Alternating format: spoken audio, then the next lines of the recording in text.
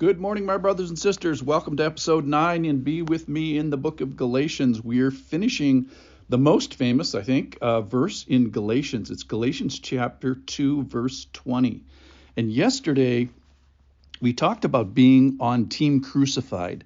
That is, our faith in the crucifixion of Christ solves some certain problems. And we need to ride on his coattails and associate with Christ's crucifixion, which helps us with the sin problem and helps us with the death problem. So that's an impossible thing because I haven't been crucified. And he says, I am crucified with Christ. That's impossible. The second impossible thing is in the next sentence of the same verse, which is, I don't want you to live anymore.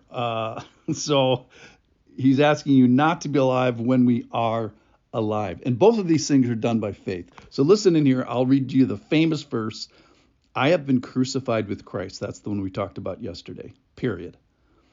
It is no longer I who live, but Christ who lives in me. Period. Final sentence. And the life I now live in the flesh, I live by faith in the Son of God who loved me and gave himself for me. So yesterday we found ourselves on Team Crucifixion, and today we're going to find ourselves on Team Not Living. All right, so here's the deal.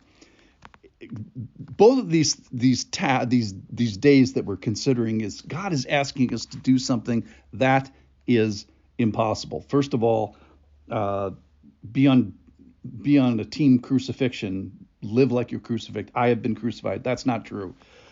So in what way, similarly today, do I no longer live?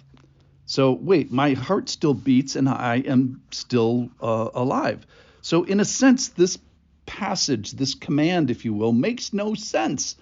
And in some way, it's not true. No longer that I who live.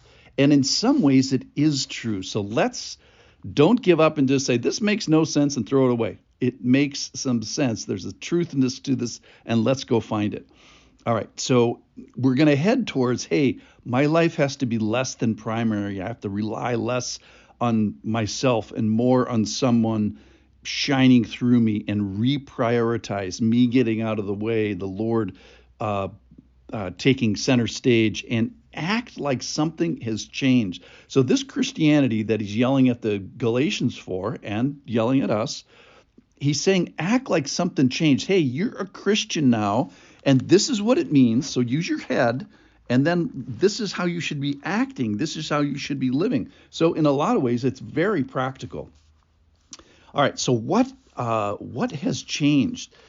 Remember, when God started his impact on the earth, he was incredibly geographic and geocentric. That is, where can I find God? Well, first of all, go to the solar system, then go to Earth, then go to a country called Israel, a people group, then go to Jerusalem, then go to a temple, then go to an ark, and finally you'd be at the ground zero of God's presence and God's activity. Well, when Jesus came, that all got turned on its ear.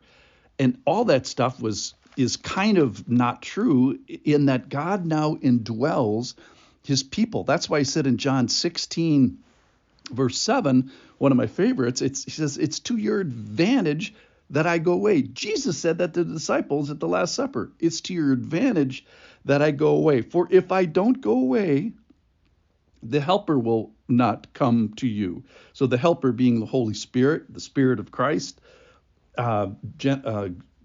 John 14,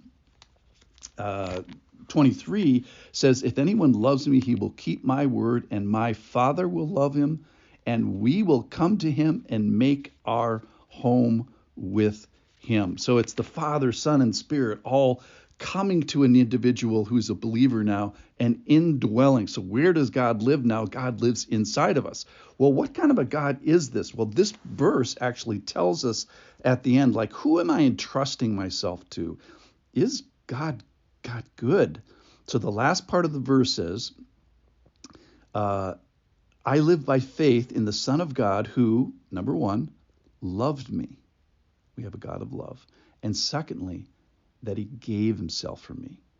So he is trustworthy. The person that I'm charging us to trust in is a loving God and one who has sacrificed and given himself for us. Okay, so let's bring this home then. This passage tells us we are supposed to be living by faith and relying on the Lord. He is here to help me. Like when? Now, there's two parts to this. First of all, I'm crucified with Christ. I think that mostly talks about living.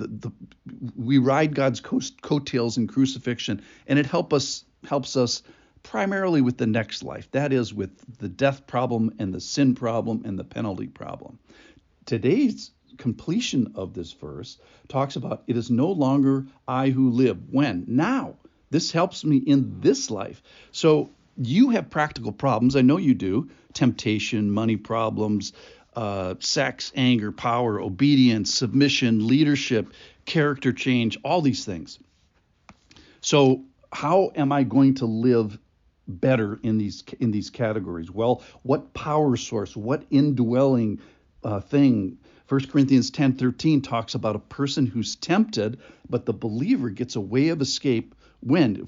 For some theoretical? No, these are for practical, real problems. Whatever your temptation is today, he's providing, if you're a believer, he's providing a way of escape to help you with that today in real time. So in what way? This is a crazy verse. Agree with me that it's crazy. The crazy part is I no longer live, but Christ lives in me. So in what way am I not living? In the way that I'm entrusting myself to him on a moment-by-moment basis of faith. He says that I came that they may have life and have it abundantly. When? For the future? Yeah, there's a little bit of that. But there's a now part of it. There's a then part, and there is a now part of this. So how do we get there? Both of these things, crucifixion, I'm on team crucifixion, and I'm on team living. How do I get to either of those things? Both of them is by faith. Crucified, by faith, me dead, Christ living, penalty avoided. How about the living part? I am no longer living. How? Because I'm putting Christ first. I'm relying on him.